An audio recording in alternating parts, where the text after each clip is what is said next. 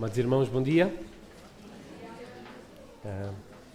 É bom podermos estar em conjunto, em louvor ao nosso Deus, nesta manhã. Vamos agora ter um momento em torno da palavra.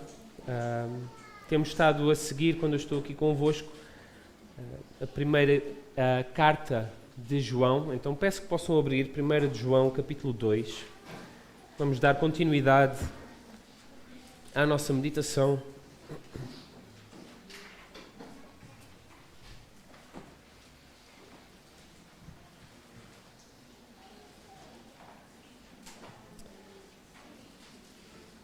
Primeira de João, capítulo 2.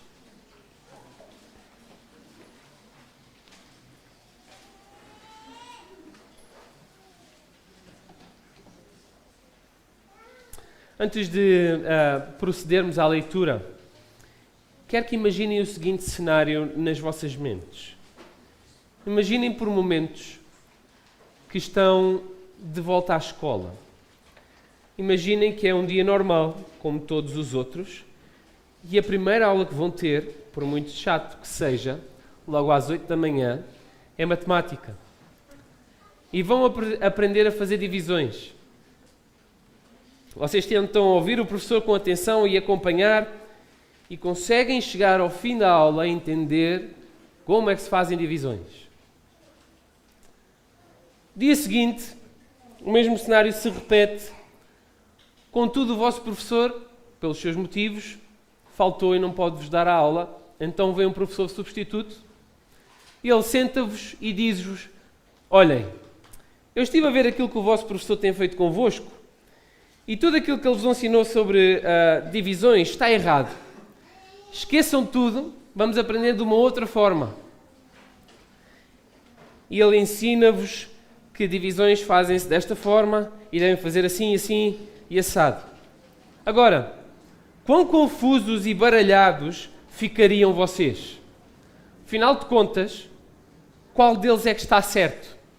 Que método é que vão empregar para solucionar divisões? Sem calculadora. Calculadora não vale. Como é que vais responder às perguntas no exame da próxima semana? Agora imaginem isto acontecer. Não aplicado à matemática, mas imaginem isto acontecer dentro de uma igreja. Imaginem o que seria vocês, enquanto comunidade, ouvirem sermão atrás de sermão, centrado em Cristo, na pessoa de Cristo, que Cristo é o Salvador, que Ele morreu numa cruz para vos salvar, para, certo dia, chegar um pregador e vos ensinar o exato oposto. Como é que vocês ficariam? Talvez o exemplo de se ensinar o oposto ao senhorio de Cristo seja algo para nós tão evidente que nós identificaríamos logo como um falso ensino. Mas por vezes não é tão óbvio assim. Por vezes começa com coisas pequenas, com detalhes. E para esta comunidade, como temos vindo a ver, para a qual João está a escrever, eles estavam a ser enganados precisamente acerca daquilo que era o mais central à sua fé. E isto terá causado dano de tal modo que o apóstolo João teve de intervir. Vejamos então o que o apóstolo terá a dizer nos versículos de hoje. Vamos ler no capítulo 2, dos versículos 18 ao versículo 27. Então, 1 de João 2, do 18 ao 27.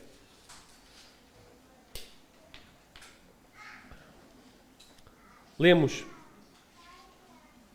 Filhinhos, esta é a última hora. O anticristo está vindo. Já muitos anticristos se têm levantado, conforme ouvistes. Por isso sabemos que é a última hora. Eles saíram dentre nós, mas não eram dos nossos. Pois se fossem dos nossos, teriam permanecido conosco.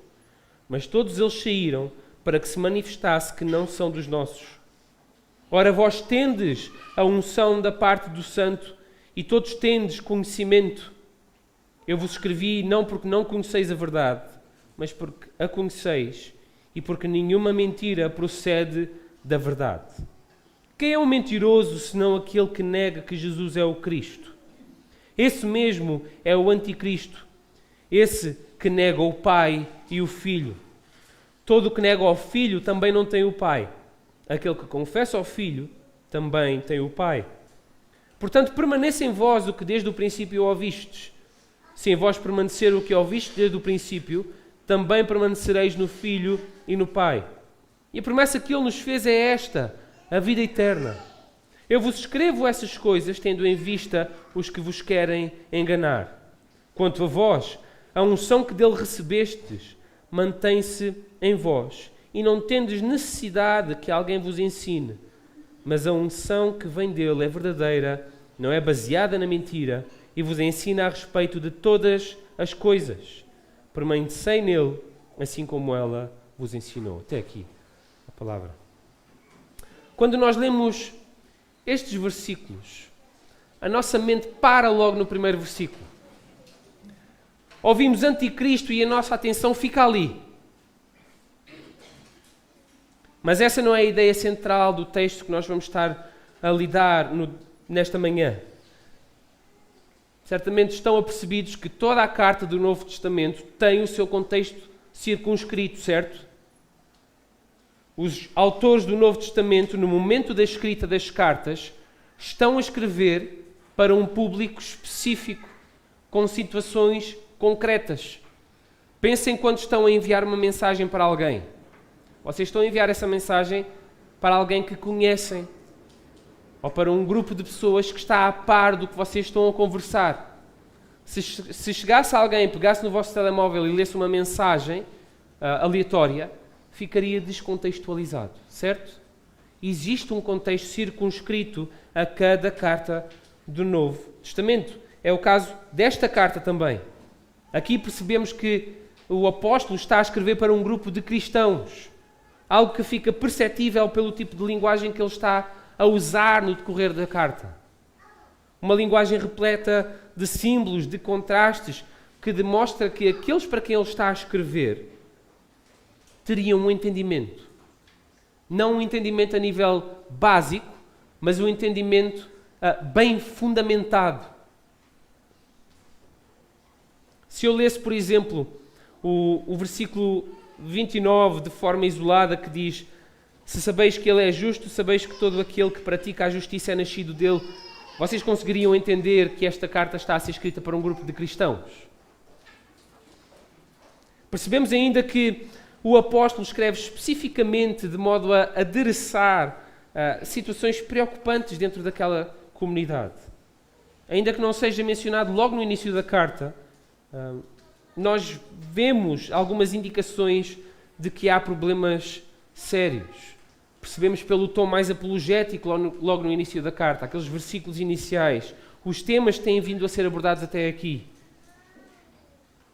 Mas o que deixa mais evidente que a comunidade se encontra num momento de dificuldade é o propósito anunciado pelo autor nos versículos iniciais. Ele escreve: isto vos escrevemos para que também tenhais comunhão conosco.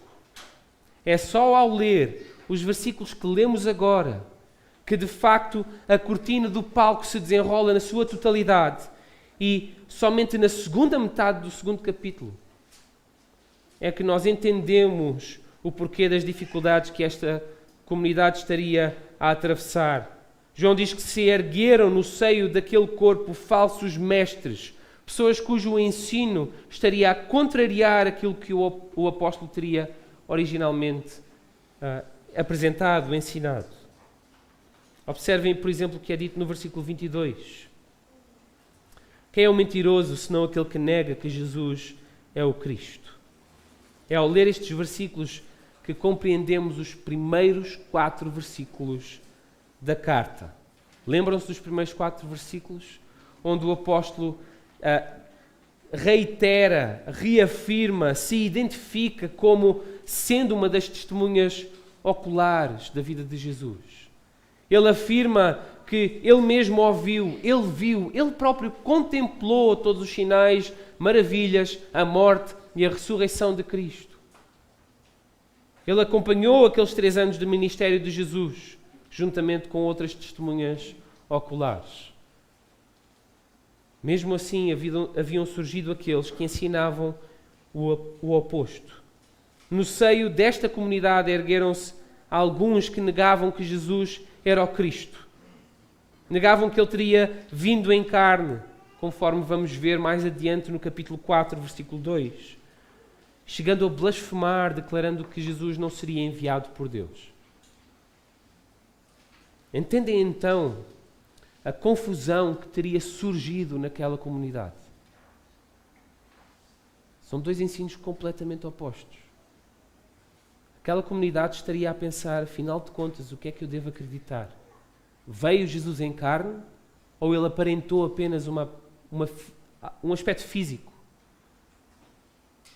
Foi ele crucificado ou o Cristo saiu da pessoa de Jesus no momento da crucificação? Percebem o perigo de púlpitos abertos a diferentes correntes doutrinárias? Domingo sim ouvimos X, domingo seguinte já ouvimos Z. Por toda a carta e pelos assuntos que são abordados pelo autor, nós entendemos então que toda esta situação terá afetado aquela comunidade de tal modo que havia grande incerteza e confusão disseminada. O apóstolo começa então por deixar claro que a fé cristã está firmemente enraizada na pessoa de Cristo. Ele é o fundamento de toda a nossa esperança. E de modo a confortar, a clarificar, a ensinar, a retificar, ele vai apresentar aquilo que caracteriza, que molda, que evidencia uma genuinidade da salvação. Para que, ao lerem, possam refletir naquilo que ele diz e comparem com a sua vida, para que possam garantir se de facto são cristãos ou se estão a percorrer um caminho que os desvia da verdade. O apóstolo João escreve esta carta para que os cristãos daquela comunidade permaneçam firmes na comunhão dos santos. Lembrem-se do propósito inicial. Nós escrevemos para que tenham comunhão conosco e a nossa comunhão é com o Pai. Porém, João não escreve apenas com o propósito de que aqueles que estavam confusos pudessem ser confortados, de que permaneciam firmes, mas ele escreve também para que estas características que ele vai enunciar funcionem como um elemento de identificação. Sabem, aquela comunidade terá se tornado tão misturada, mesclada entre trigo e joio, que era necessário fazer a separação. Assim, ao escrever e ao pintar a imagem do cristão, ao esculpir esta imagem, ele vai dizer, olha, um cristão é isto deitem fora. Estes são elementos que a igreja local pode usar para identificar se determinada pessoa é verdadeiramente salva ou não, se a sua profissão de fé é genuína ou não. Então, os versículos que nós lemos hoje, além de serem fundamentais para a reconstrução do contexto daquela comunidade, das situações pelas quais eles estavam a passar, é uma continuação lógica dos versículos anteriores, em que João vai falar acerca da relação do cristão com o mundo, que foi o tema da nossa última mensagem.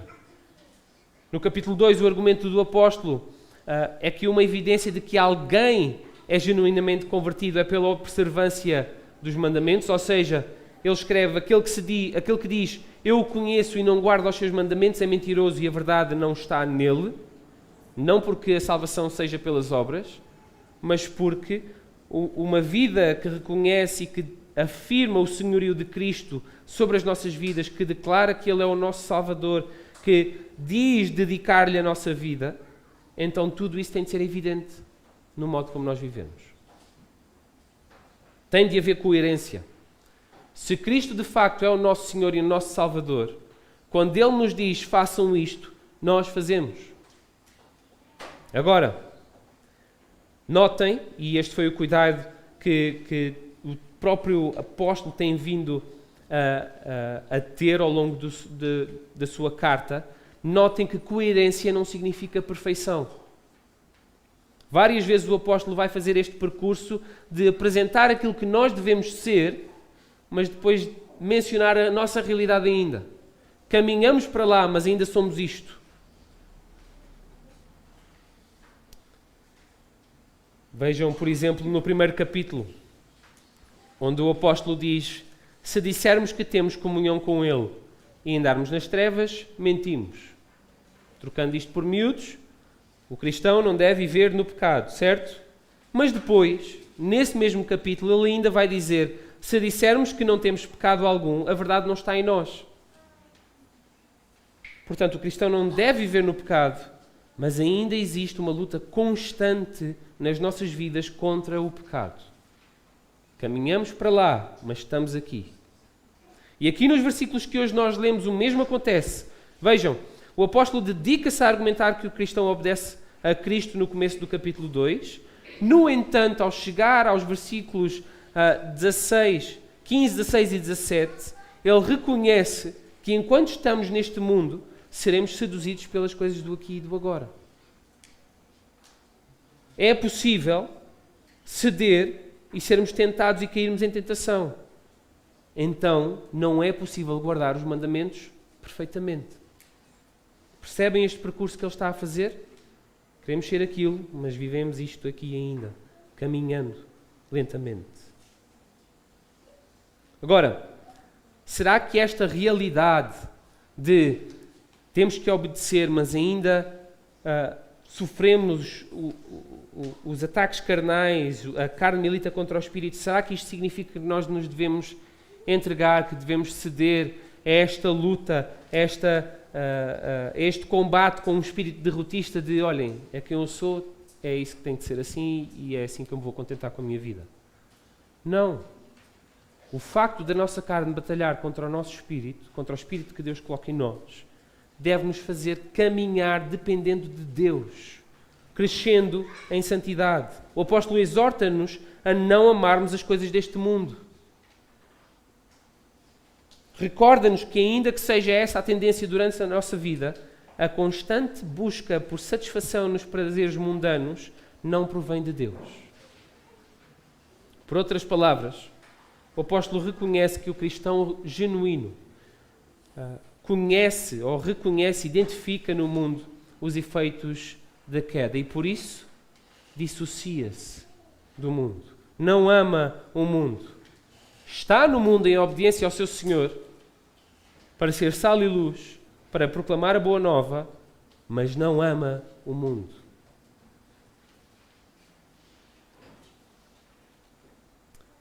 Chegamos então aos versículos de hoje. Talvez alguns de vós sejam amantes de arte e saibam que no mundo da arte, por vezes, milagrosamente, e para surpresa de muitos estudiosos, descobre-se que certas peças de arte escondem outras peças de arte. Por exemplo, Van Gogh, por ser um pintor que só ficou reconhecido depois da sua morte, ele reutilizava as telas. O que significa que no momento em que se põem as telas pintadas por Van Gogh debaixo de um raio-x, identifica-se outra pintura lá por baixo.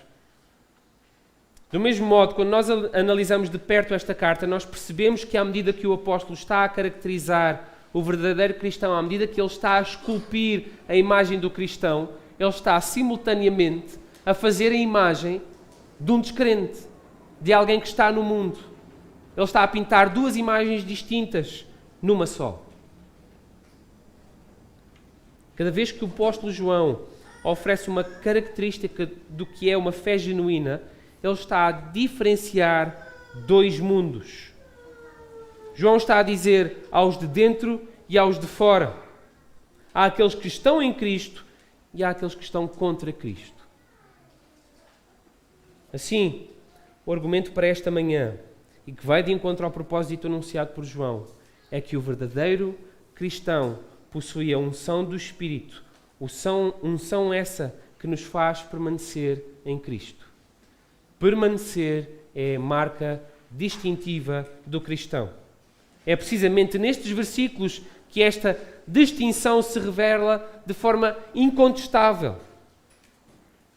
Ao longo desta passagem, o apóstolo, de forma intencional, vai empregar dois termos que, mais do que simples palavras, vão traçar uma linha clara entre dois grupos distintos. Notem que nas vossas Bíblias, de forma repetida, surge eles e nossos.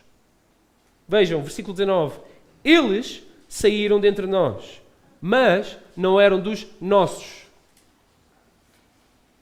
Pois se fossem dos nossos, teriam permanecido conosco.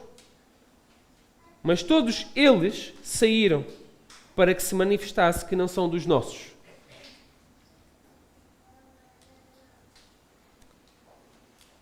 Nos versículos anteriores, onde o apóstolo trata desta relação que o cristão tem com o mundo que o rodeia, João já estabelece esta distinção, onde uns se entregam ao desejo da carne, ao desejo dos olhos, ao orgulho dos bens, conforme vemos no versículo 16, e os filhos de Deus, aqueles que fazem a vontade do Pai e que permanecem. É assim que ele termina o versículo 17. Aqueles que não se envolvem nos interesses do mundo. E agora, na continuação do seu raciocínio, esta distinção é acentuada. O apóstolo escolhe iniciar esta secção com uma introdução descritiva daqueles que são do mundo. Observem como João usa duas vezes o termo anticristo no versículo 18. Ambos os usos servem para observar realidades factuais, realidades que já são objetivas, apresentadas nas Escrituras antes pelo Senhor Jesus Cristo, onde há um anticristo que está para vir, mas outros que têm surgido. Agora, novamente, o foco da nossa passagem não está no anticristo, com A maiúsculo, mas sim naqueles que se têm levantado. João chama-os de anticristos de modo a oferecer uma descrição das suas características. Lembram-se? Está a caracterizar duas imagens distintas. Ao dizer anticristos, ele está a caracterizar aqueles que estão no mundo. Eu quero com isto dizer que a palavra anticristos é em si descritiva, já está a caracterizar um grupo de pessoas. Literalmente a palavra anticristo significa qualquer que se oponha a Cristo. Anticristo. E no contexto da carta, o apóstolo João emprega este termo a determinado grupo de pessoas que esteve dentro da igreja, mas que saiu, que os deixou a determinado momento. E chama-os de anticristo por causa daquilo que este grupo de pessoas estava a proclamar. Estavam a renunciar que Jesus era Cristo. Novamente, versículo 22, eles negavam que Jesus é o Cristo. Mas além disso, chama-os de anticristos por causa deste resultado final de saírem do meio deles. Por saírem do meio da comunidade. Agora, percebam o quão ténue é a linha da oposição a Cristo. Porque o uso da palavra anticristo só surge na literatura joanina, só é usada por João. E o seu significado assume várias formas. Pode significar uma objeção explícita, como negar claramente o pai e o filho. A oposição pode ser qualquer ação ou declaração que procura suplantar Cristo, ou seja, dizer que Cristo foi apenas um mestre, um bom professor, é suplantar Cristo, é opor-se à verdadeira identidade de Cristo, uma vez que o rejeita como Senhor e Salvador de todas as coisas, como Filho de Deus. Qualquer tentativa de assumir o lugar de Cristo é uma oposição a Cristo, tal como Jesus já havia dito que aconteceria no seu sermão profético, em Mateus 24, quando diz: tendo cuidado para que ninguém vos engane, porque muitos virão em meu nome dizendo eu sou o Cristo e enganarão a muitos. Também surgirão muitos falsos profetas e enganarão a muitos. Mas até mesmo a rejeição verbal, rejeitar Cristo, mas também a rejeição por neutralidade. A rejeição por neutralidade para com a pessoa de Cristo também é uma forma de objeção.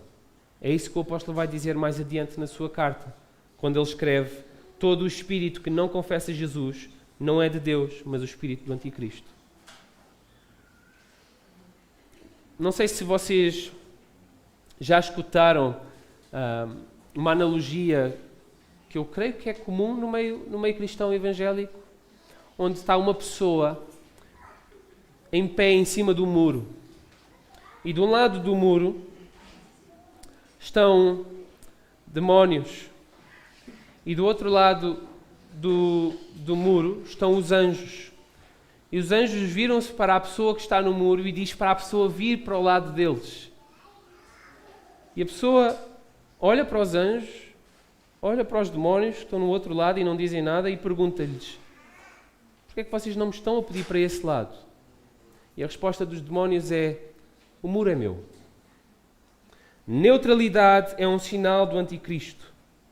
Todo o espírito que não confessa Jesus não é de Deus, mas é o espírito do anticristo. Então, de forma contextual, este termo do anticristo vai ser desenvolvido por João. Mas neste momento, aquilo que nós podemos concluir é que se trata de uma rejeição verbal. Eles estavam a dizer que Jesus não era o Cristo, que Cristo não morreu, que Cristo não veio em carne. Esta rejeição estava a ser ensinada dentro daquela igreja local. Portanto, amados irmãos, eu já o havia dito na primeira exposição desta carta, eu volto a dizê-lo. Aquilo que nós afirmamos acerca da pessoa de Cristo não é um assunto secundário, não é um assunto com pouca importância, é precisamente o oposto. Aquilo que cada um de nós diz acerca de Jesus Cristo, aquilo que nós afirmamos acerca de Cristo é um assunto, é uma questão de vida ou de morte. Se Jesus for para nós apenas um grande mestre e não for o nosso Senhor e o nosso Salvador, se nós não confessarmos que Ele morreu na cruz em nosso lugar, o nosso lugar não é a vida eterna. É precisamente isso que João deixa claro nestes versículos. Quando ele diz, de forma conclusiva: qualquer que nega o Filho também não tem o Pai. Só há um caminho para a salvação. Só há uma forma de chegarmos ao Pai. Não há alternativas. Na segunda metade do século XX, a Igreja Católica Apostólica Romana convocou um concílio. E neste concílio, denominado de Vaticano II, resultou a elaboração de várias posições doutrinárias da Igreja Católica. E ali eles reconhecem que existem vários caminhos para a salvação. Que os católicos estão mais certos que os outros, mas os outros também chegam lá. Os muçulmanos chegam lá, os budistas chegam lá, mesmo que eles não confessem Cristo, nunca na vida. Mas eles chegam lá. Agora, a palavra de Deus é clara. Eu não acho que haja espaço para dúvida nas palavras de Jesus quando Ele diz que Ele é o caminho, a verdade e a vida e que ninguém vai ao Pai a não ser por Ele. Este é o cerne da mensagem do Evangelho. Isto é essencialmente aquilo que o apóstolo quer que aquela comunidade esteja ciente, esteja convicta, de modo a que não sejam enganados. Eu vos escrevo essas coisas tendo em vista o que vos querem enganar. Versículo 26. João quer que eles permaneçam firmes na verdade.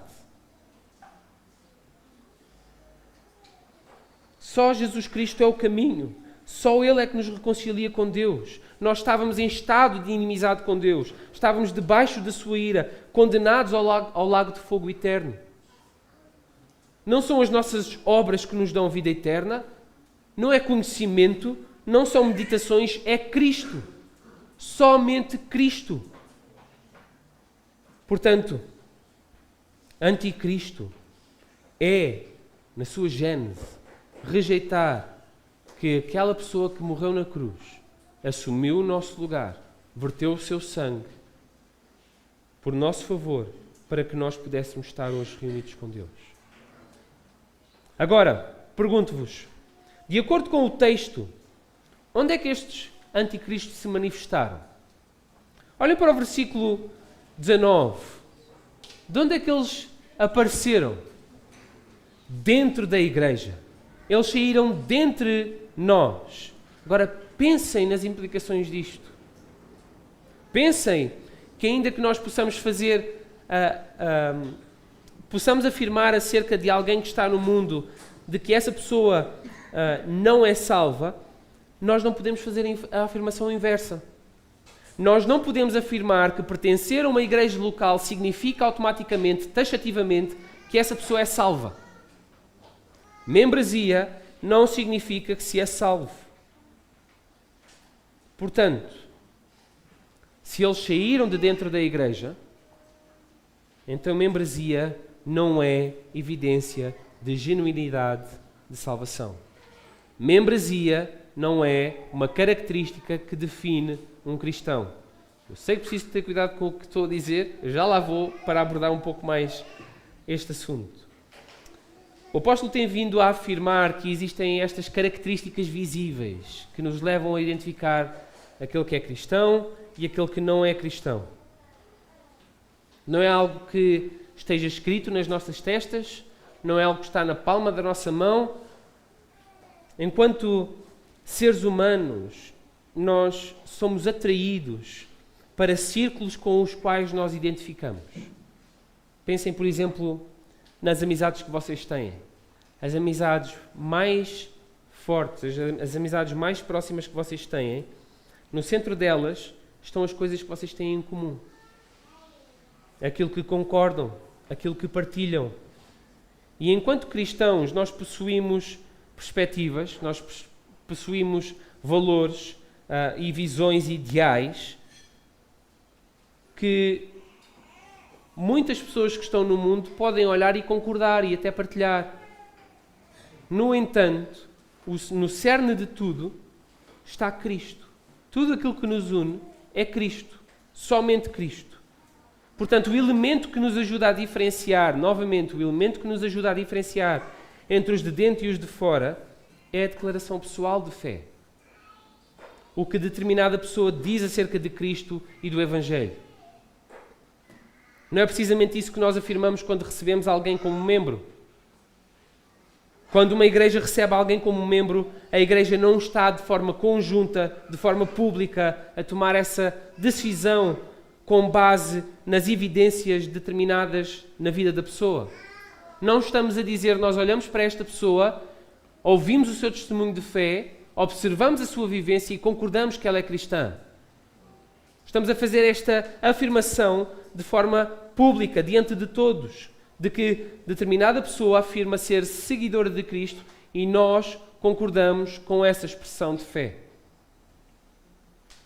Mas vejam, porém, que é precisamente nesse fundamento que estes anticristos saem da comunidade à qual João escreve. Eles rejeitavam Jesus como sendo o Cristo. Agora, onde eles saem, o verdadeiro cristão permanece. Percebem aqui o contraste que João vai estabelecendo, as duas imagens que ele vai esculpindo ao mesmo tempo? Eles saem, os nossos ficam. Vejam o que o apóstolo diz. Se fossem dos nossos, teriam permanecido conosco. Eles saíram para que se manifestasse que não são dos nossos. Agora, para clarificar a questão da membresia. Embora a membresia não seja um carimbo que autentifica automaticamente que determinado indivíduo seja salvo, o genuíno desejo de pertencer ao corpo de Cristo é uma clara evidência da graça salvadora de Deus a operar no coração. Cristo, o bom pastor, alcança-nos, ovelhas desgarradas, e nos reúne a todos num aprisco. Passamos a pertencer ao rebanho, ligados uns aos outros. E nós demonstramos essa união espiritual, buscando também uma união visível e prática com o seu corpo terreno, que é a igreja local. É aqui que juntamente nós adoramos a Deus. É aqui que nós nos reunimos em torno da palavra para que possamos ser edificados pela vontade do Pai. É aqui que nós nos exortamos, que nós nos derramamos em confissão e arrependimento diante do Pai, que nos corrigimos uns aos outros para que possamos prosseguir na nossa santificação para a glória de Deus. Portanto, o crente regenerado não se contenta com uma fé isolada, mas anseia por viver em comunhão com os santos, por participar das ordenanças, por contribuir com os dons que o Espírito lhe dá para a edificação mútua. Portanto, para clarificar tudo isto, ainda que a membresia não seja uma evidência conclusiva da genuinidade da conversão, o desejo sincero de ser parte ativa da igreja local revela uma alma que está a ser vivificada pelo Espírito e que é comprometida com o senhorio de Cristo. Portanto, é a permanência junto dos irmãos, em devoção e culto a Cristo, que é uma evidência da salvação. Olhem para os versículos que nós lemos e contem quantas vezes aparece a palavra permanecer, nas suas diferentes conjugações. Permanecer. Permanecer é o ponto central deste texto. A verdadeira característica do cristão é aquele que permanece na comunhão dos santos. Agora, já no fim do seu ministério, já estando em Jerusalém, Jesus disse: surgirão falsos cristos e falsos profetas, que realizarão grandes sinais e milagres a tal ponto que, se possível, enganariam até os escolhidos. Eu creio que represento a maioria de vós quando digo que estas palavras de Jesus no sermão profético nos deixam temerosos, nos deixam assustados pela possibilidade de sermos enganados por estes falsos mestres. Mas mais do que temerosos, devem nos deixar vigilantes. Mas notem, contudo, que naquelas palavras de Jesus no sermão profético, nós somos assegurados de que os escolhidos não serão enganados. As palavras de Jesus, a forma como ele coloca, ele diz: se fosse possível, enganariam até aos crentes. Mas não significa que eles serão seduzidos e enganados. Temos um conforto, uma certeza que garante que nós vamos permanecer. A nós é-nos dada a unção de Deus, o Espírito Santo. Versículo 20: vós tendes a unção da parte do Santo e todos tendes conhecimento. Esta unção proveniente de Deus é que é um conforto, porque conforme o apóstolo nos indica, é precisamente essa unção que vai dirigir as nossas vidas, as vidas dos crentes enquanto permanecemos neste mundo. É o Espírito Santo que nos auxilia a permanecer firmes e arraigados a Cristo. Portanto, um elemento distintivo entre aqueles e os nossos é a presença do Espírito. O Espírito foi enviado somente para habitar naqueles que foram escolhidos.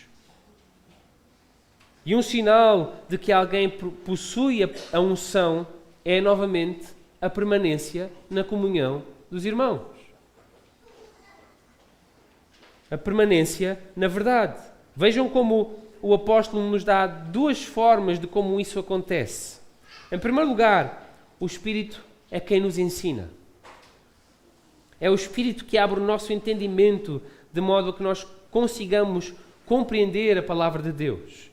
Vejam o versículo 27. Quanto a vós, a unção que dele recebestes mantém-se em vós, e não tendes necessidade de que alguém vos ensine. É ela quem nos ensina. É ela quem nos dirige às Escrituras e nos revela o significado do texto. Sem ele, a palavra permaneceria obscurecida aos nossos corações.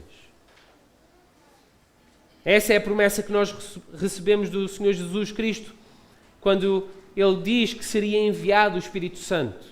Lembram-se naquela última noite que Jesus partilha com os seus discípulos, relatada lá no Evangelho de João, Ele disse que o Consolador, que é o Espírito Santo, vos ensinará todas as coisas e vos fará lembrar de tudo o que vos tenho dito, em João 14.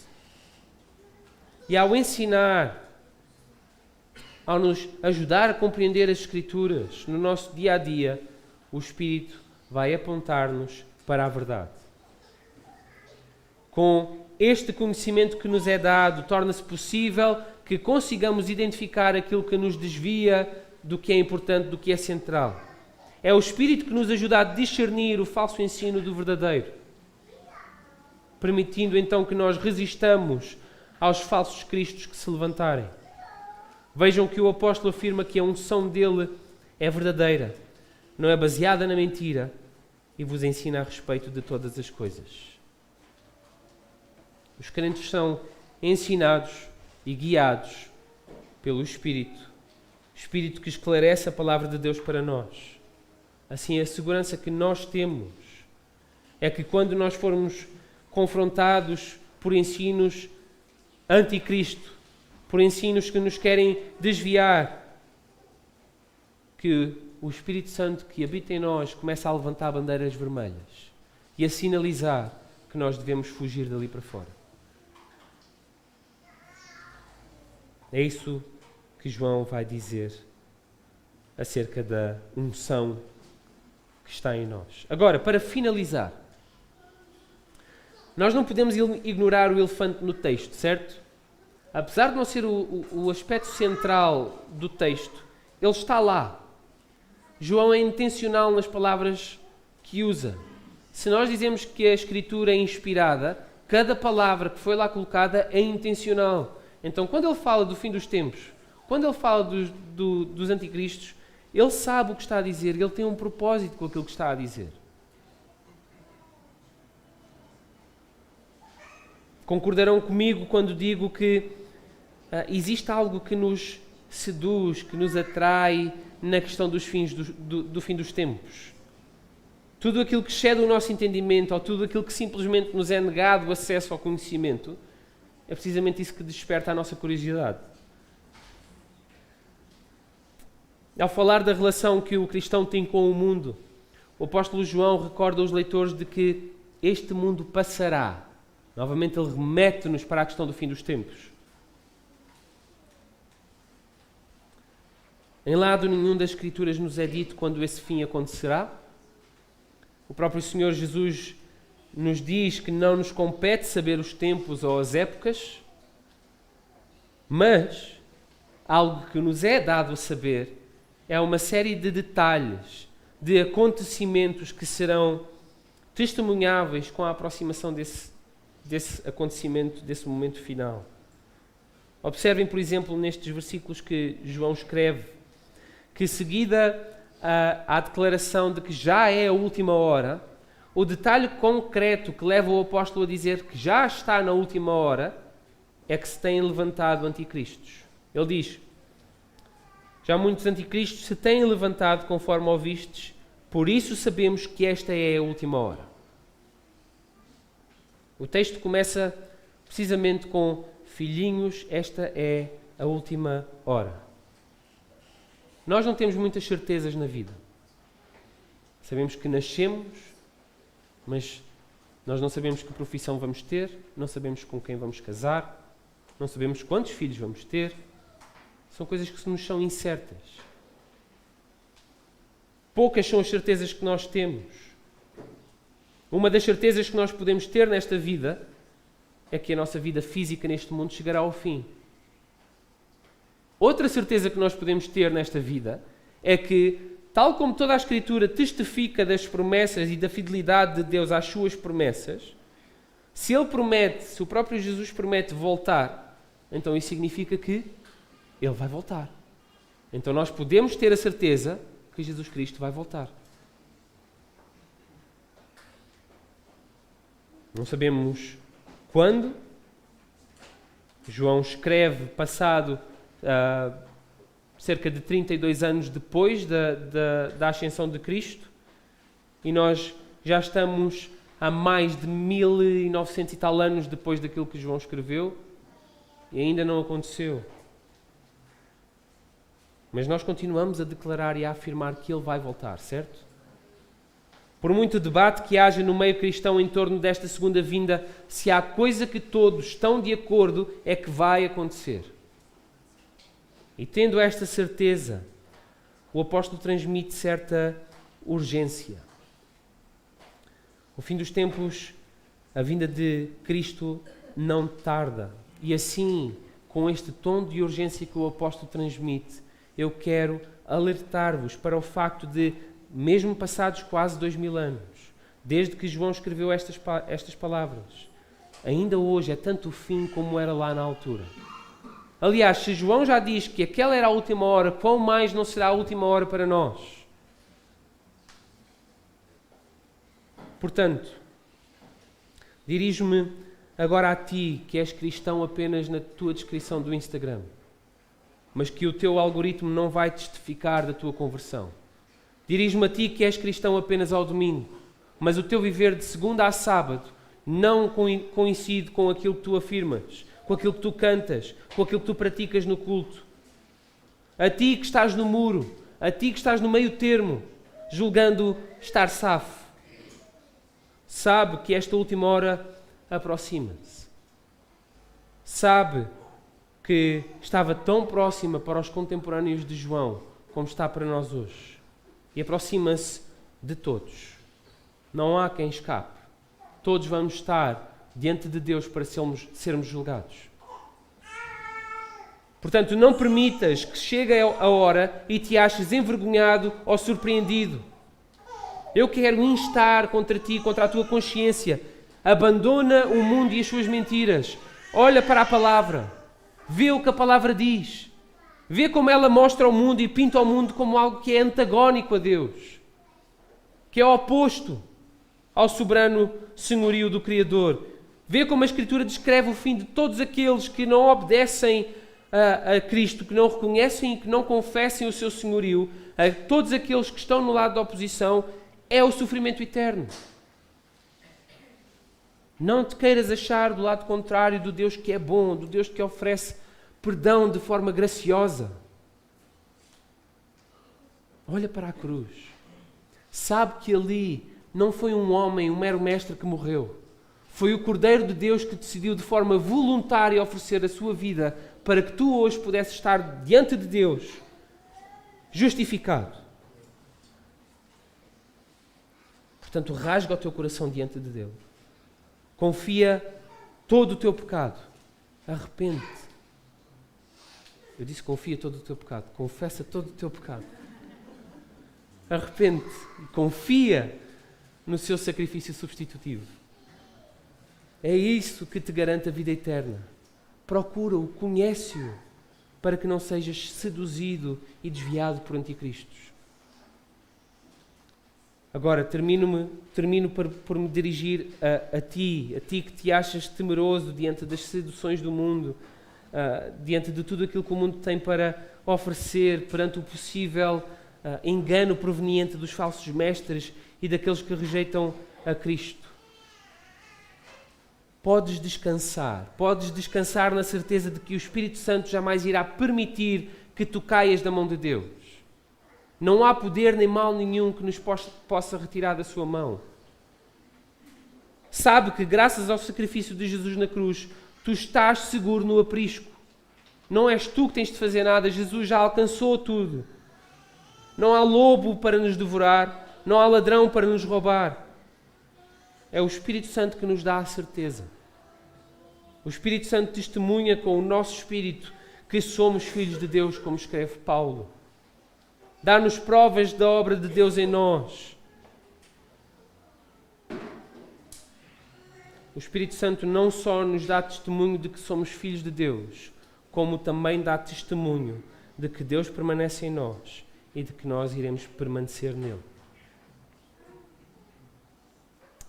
Quando nós nos reunimos aos domingos para adorar a Deus, nós estamos a testemunhar uns para os outros daquilo que Deus realizou nas nossas vidas. Estamos a dizer que somos salvos pelo mesmo Cordeiro. Estamos a partilhar da mesma alegria. É precisamente isso que nós fazemos também quando nos vamos à mesa, partilhar do pão e do cálice. Recordamos aquilo que Jesus Cristo fez por nós. É isso que nós vamos estar a fazer agora também. À medida que nós nos dirigimos à mesa, nós estamos a dizer que aceitamos o senhorio nas nossas vidas, evidente através do ato do batismo e através da reunião com os santos na Assembleia. Portanto, se tu já desceste às águas e estás envolvido de forma ativa com a igreja local, podes vir à mesa partilhar do pão e do cálice. Então vamos ficar de pé, vamos cantar, vamos louvar a Deus. E à medida que cantamos, podem vir buscar os elementos da ceia.